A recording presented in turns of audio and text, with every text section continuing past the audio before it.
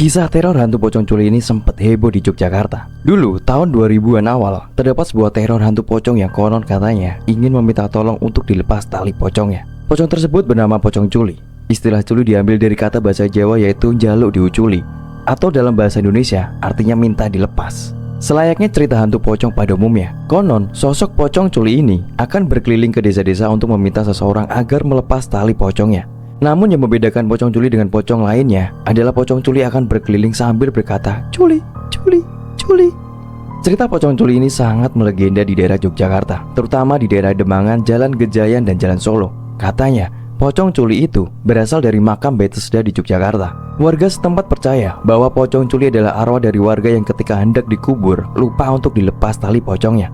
Walaupun urban legend ini sempat ramai di Jogja, ternyata pocong culi juga ramai menjadi cerita di berbagai daerah, terutama di daerah Jawa, seperti Semarang, Banyuwangi, Magelang, dan beberapa daerah lainnya.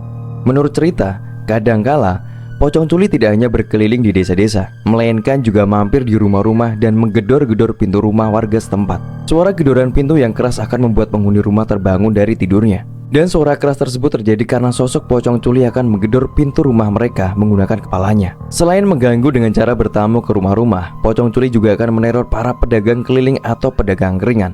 Bahkan sempat ada cerita, ada seorang pedagang angkringan yang sempat didatangi oleh pocong culi dan membuat si pedagang tersebut pingsan tak sadarkan diri.